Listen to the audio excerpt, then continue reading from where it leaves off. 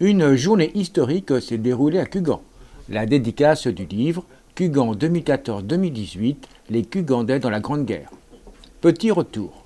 2014, l'année où la municipalité de Cugand décide d'honorer les combattants de la Première Guerre mondiale, de 1914 à 1918. Nous souhaitions pouvoir faire des conférences qui allaient relater année après année, 1914 jusqu'en 1918, cette grande guerre.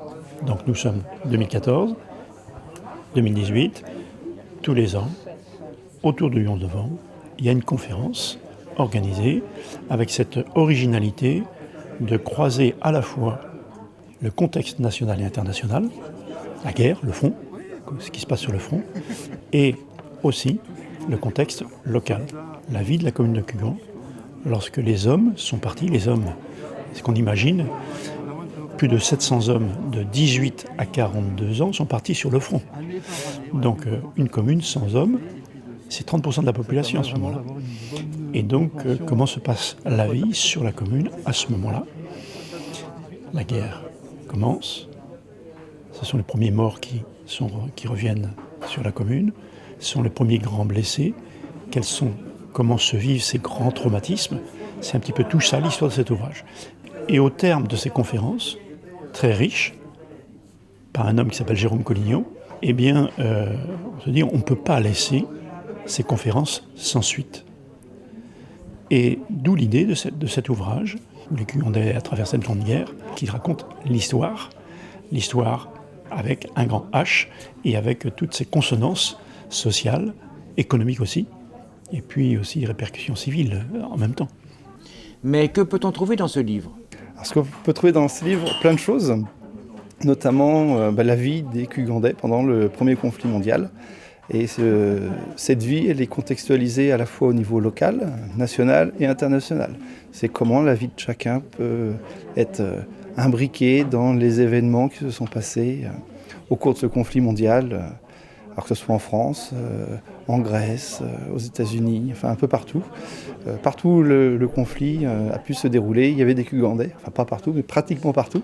Il y avait des Cugandais, le but c'était de savoir comment eux avaient vécu les choses et qu'est-ce qui leur était arrivé.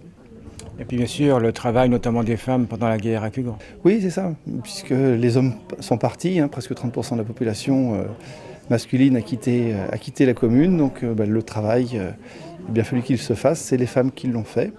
Et donc dans le livre, j'explique également comment la population locale a pu s'adapter aux contraintes, alors pas forcément de la guerre puisque le conflit n'est pas arrivé sur la commune, mais comment s'organiser pour que les usines continuent à tourner, pour que la vie continue sur la commune malgré tous les départs et tous les tracas liés au conflit. Alors après, il y a toute une partie qui évoque justement ces annonces soit de décès, donc là c'est vraiment une tristesse particulière pour la famille, mais je pense que ce qui était le plus compliqué, c'était l'annonce de la disparition. Ça veut dire qu'on ne sait pas si la personne est décédée ou si elle est prisonnière, et pour beaucoup de familles, l'angoisse a duré pendant 5 ans, jusque dans les années 1920-21, puisque à partir de ce moment-là, comme il n'y avait plus de nouvelles du soldat, il était considéré décédé. Et pour certaines familles, pendant 6 ans, ils ont eu l'espoir que leur enfant, leur fils, leur mari allaient revenir. Et voilà, c'est des choses que j'explique dans ce livre. Et après, donc au niveau technique, comment est-ce que vous avez pu arriver à rassembler toutes ces informations? Je suis parti du monument aux morts, donc avec un certain nombre de noms inscrits. Et le souci, c'est qu'on avait juste le nom et le prénom. Donc il a fallu rechercher dans les archives de la municipalité. Rechercher dans les archives départementales, alors aux 4 coins de la France, puisqu'il y en a partout. Après les archives militaires, je suis même allé aux archives de la Croix-Rouge pour avoir des informations sur les prisonniers, et puis beaucoup de lectures de la presse de l'époque. Enfin voilà, énormément de sources diverses et variées pour avoir des informations justement sur les Cugandais, ce qu'ils ont fait, ce qu'ils ont vécu et là où ils étaient présents, quoi. Le temps de travail un petit peu pour ce livre? Pour avoir l'ensemble des informations, ça m'a pris un peu plus d'une dizaine d'années. Et puis la préparation du livre, il est à l'issue de 5 années de conférences.